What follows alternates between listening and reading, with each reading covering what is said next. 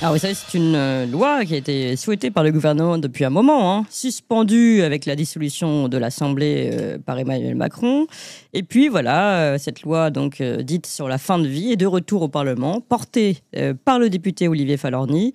Et donc les critères de cette nouvelle ouverture d'aide active à mourir ont été examinés en commission des affaires sociales de l'Assemblée nationale, votés par 28 voix contre 15. Avec une abstention. Ça a été voté vendredi dernier, vendredi 2 mai. Alors voici les critères cumulatifs, les 5 critères cumulatifs qui sont désormais retenus pour ce droit à mourir. Être âgé d'au moins 18 ans, être français ou résident en France, être atteint d'une affection grave et incurable, quelle qu'en soit la cause, qui engage, attention, le pronostic vital en phase avancée ou terminale.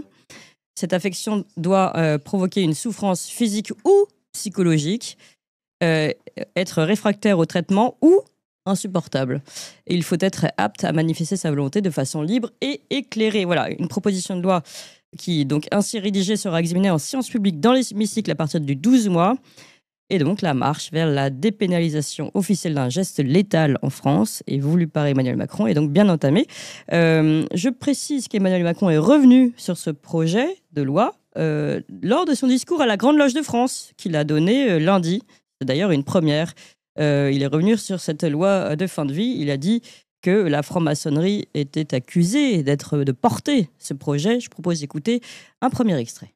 Que la franc-maçonnerie est aux avant-postes de la bataille qui importe si nous voulons façonner le siècle pour le bien de l'humanité.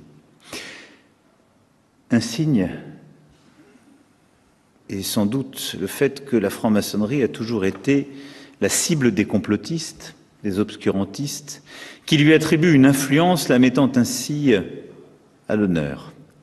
Un organe de presse vous a récemment fait procès de vouloir peser sur les débats relatifs à la fin de vie, usant au passage d'une iconographie qui était oubliée depuis Vichy.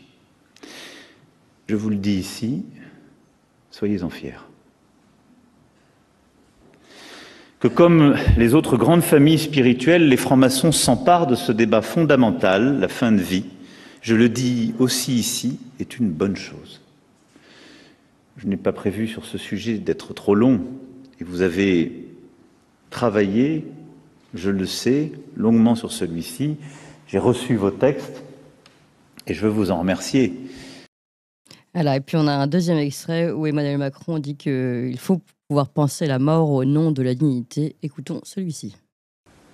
Les choses se précipitent qui oublient l'épaisseur et la grande difficulté, parfois aussi, de simplement penser le moindre mal.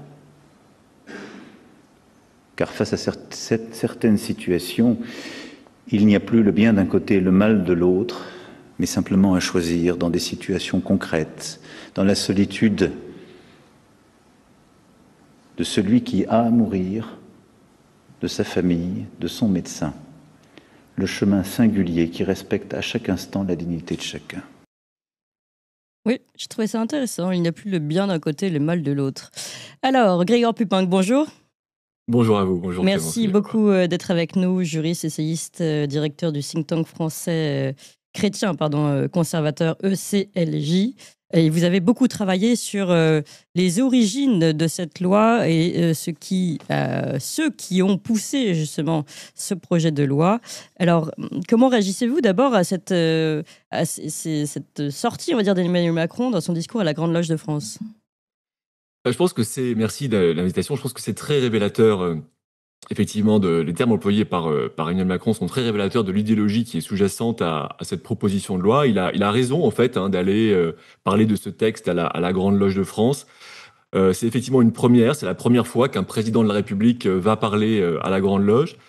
C'est assez étonnant quand même de voir ce président qui, la semaine dernière, quasiment était à Rome pour parler aux cardinaux et essayer d'influencer l'élection du prochain pape. Et qui, cette fois-ci, va en fait quasiment prêcher. En fait, quand on écoute son discours, on croirait entendre un franc-maçon, en fait, qui fait sa planche. On croirait entendre, oui. Prêche. Il a pris vraiment tous les tics de langage de la franc-maçonnerie. Il a donné tous les signes d'une appartenance, on va dire, de cœur à la franc-maçonnerie. Alors, c'est quoi, par exemple, vraiment, on trouve pour décrypter discours, on va dire, vraiment les... Pour décrypter, excusez-nous, quels sont les Ne éléments de serait-ce, par langage? exemple, quand il finit son texte, Oui. alors il y en a en fait tout au long, hein, mais quand il finit son texte, par exemple, il finit en disant j'ai dit. Bon, c'est propre à la franc-maçonnerie. Lorsque les francs-maçons parlent en loge, ils finissent toujours en disant j'ai dit. Mais ensuite, il emploie tout un tas d'expressions du genre le grand Belzébuth de tous les maçons, espérance en humanité, les ombres lumineuses, élever son regard vers la lumière. Nous voulons façonner le siècle pour le bien de l'humanité. Donc, nous voulons façonner le siècle pour le bien de l'humanité. C'est quand même, en fait, c'est démesuré comme ambition, comme idéologie. Il soutient, Dixit, un projet de révolution et d'émancipation dont les francs-maçons sont les gardiens. Il veut faire de l'homme la mesure du monde. Enfin bon, donc c'est effectivement une adhésion à la pensée, mais plus que ça, c'est une expression de participation, de partage de la pensée et de l'idéologie franc-maçonne. Il leur montre clairement qu'il fait partie de leur école de pensée. Oui. Et qu'il la partage complètement. Et il reconnaît, comme il l'avait déjà fait quand il est allé il y a 2 ans au Grand Orient, que la franc-maçonnerie est, dit-il, l'atelier de la République. Oui. L'atelier de la République. Et que la République, dit-il encore, serait la fille naturelle, on va dire, de la franc-maçonnerie. L'idée étant que voilà, la République est engendrée par la pensée franc-maçonne, qui est une pensée d'émancipation et qui se fonde sur l'héritage révolutionnaire en particulier, et puis avant sur une partie de la philosophie des Lumières. Donc il y a cet héritage qui est présent, qu'il reprend, qu'il assume et qu'il porte. Et encore une fois, c'est étonnant de voir un président qui vient en fait faire son prêche franc-maçon à la Grande Loge de France, après le Grand Orient, et encore une semaine après être allé à Rome pour faire la même chose avec les cardinaux. On a un président qui ne connaît pas les limites, et comme vous le dites, qui, dans son texte, ne connaît plus la différence entre le bien et le mal, parce que c'est le propre de la pensée franc-maçonne, justement, que de vouloir dépasser cette différence entre le bien et le mal, pour chercher une vérité qui lui serait supérieure, et c'est ce qui inspire aussi cette proposition de loi sur l'euthanasie. Ouais, alors justement, vous avez travaillé sur les inspirations de cette proposition de loi. Est-ce que vous pouvez nous en dire un petit peu plus? Alors, je pense qu'il y a différents. Vous avez rappelé les critères de la proposition de loi telle qu'elle a été adoptée en commission des lois. Il faut peut-être rajouter que le contrôle qui est prévu en fait de cette mécanisme d'euthanasie serait a posteriori, c'est-à-dire qu'il interviendrait après la mort de la personne. Ah oui, c'est intéressant. La proposition de loi est aussi grave, et c'est aussi une demande des francs-maçons, parce qu'elle ne prévoit pas de clause de conscience, donc pas de clause de conscience pour les personnels de santé. Et également, elle prévoit un délit d'entrave. Ça veut dire que les personnes qui voudraient essayer de convaincre un tiers de ne pas avoir recours à l'euthanasie pourraient être punies d'1 an de prison et de 15 000 € d'amende. Donc imaginez, si vous voulez essayer de convaincre votre conjoint ou vos parents ou un proche de ne pas recourir à l'euthanasie, vous encourez 1 an de prison et 15 000 € d'amende. C'est là toutes les demandes vraiment qui étaient, l'essentiel des demandes qui étaient faites par l'ADMD, qui est l'Association pour le droit de mourir dans la dignité, qui est la principale association qui milite pour le droit à l'euthanasie. Alors ensuite, le texte aussi est très large, parce que lorsque l'on parle de souffrance psychologique, ça va extrêmement loin. Lorsque l'on parle de pronostic vital engagé en phase avancée, on ne sait pas ce que ça veut dire, il n'y a pas de définition. Donc ça peut couvrir aussi bien Parkinson, Alzheimer, des insuffisances cardiaques, la sclérose, etc. Parce que, pardon, on pourrait aller même... Oui, on pourrait même dépasser ça et dire, on a tous un pronostic vital engagé, dans le sens où la mort nous attend tous, a priori. Donc c'est vrai que avant, la rédaction était différente, c'était à court ou moyen terme. Et c'est vrai que maintenant, en phase avancée ou terminale, c'est moins clair sur le moment où on peut mourir. En fait, c'est absolument pas clair, et en fait, ça correspond encore une fois à la stratégie de l'ADMD et des militants de l'euthanasie, qui en fait peut se résumer ainsi. Et ils l'ont toujours d'ailleurs reconnu en interne.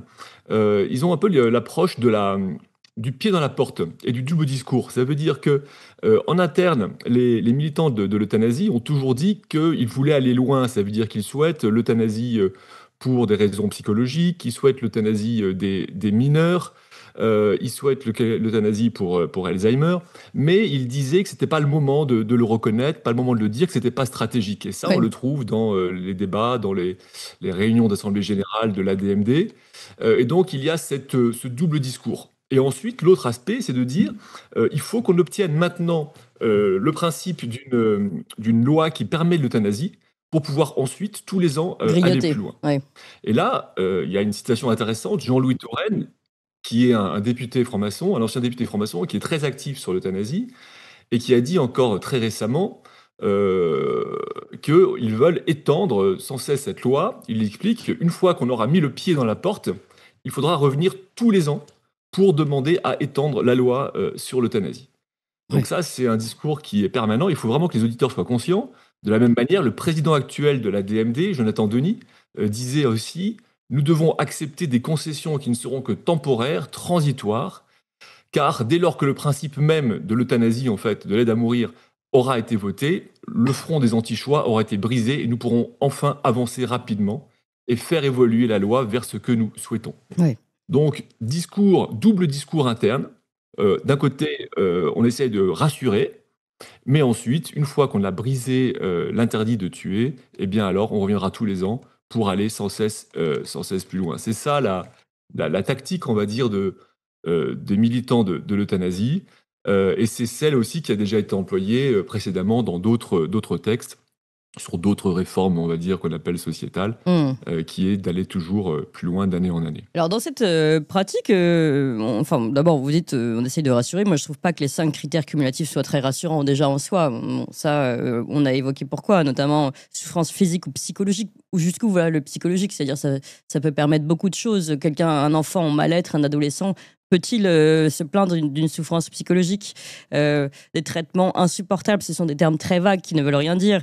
Et puis, encore une fois, on l'a dit, et vous l'avez signalé, ce pronostic vital en phase avancée ou terminale avancée, bon, on ne sait pas jusqu'où avancer. Bon.